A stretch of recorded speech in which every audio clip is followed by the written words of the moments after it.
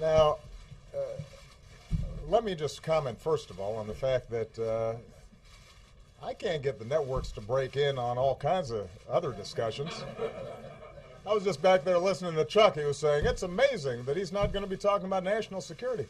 I would not have the networks breaking in if I was talking about that, Chuck, and you know it. Wrong channel.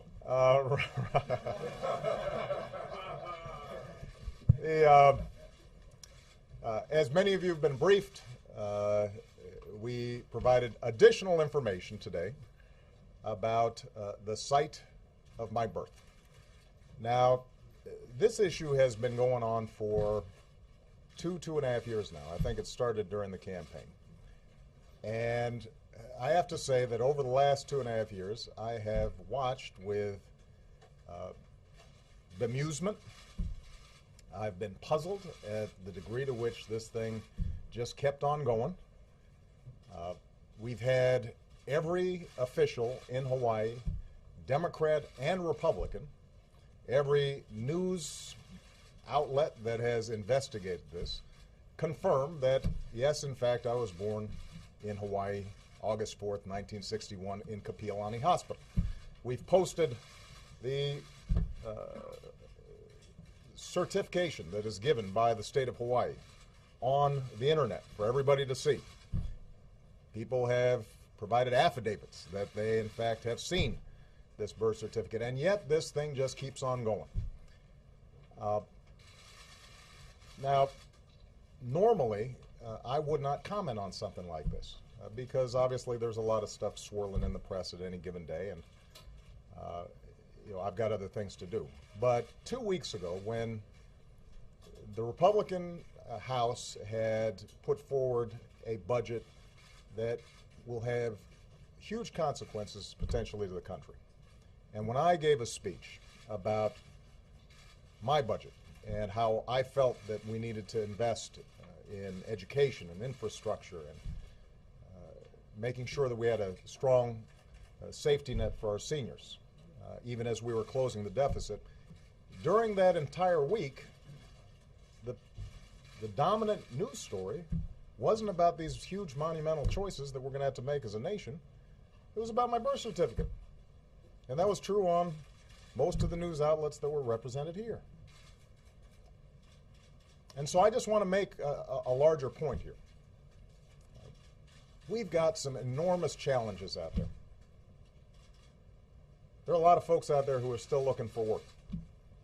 Everybody is still suffering under high gas prices.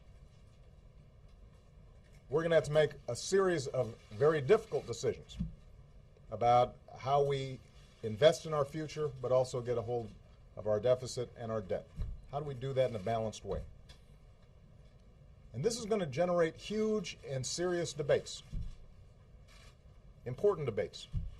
And there are going to be some fierce disagreements, and that's good. That's how democracy is supposed to work. And I'm confident that the American people and America's political leaders can come together in a bipartisan way and solve these problems. We always have. But we're not going to be able to do it if we are distracted. We're not going to be able to do it if we spend time vilifying each other. We're not going to be able to do it if we just make stuff up and pretend that facts are not facts. We're not going to be able to solve our problems if we get distracted by sideshows and carnival barkers. We live in a serious time right now, and we have the potential to deal with the issues that we confront in a way that will make our kids and our grandkids and our great-grandkids proud.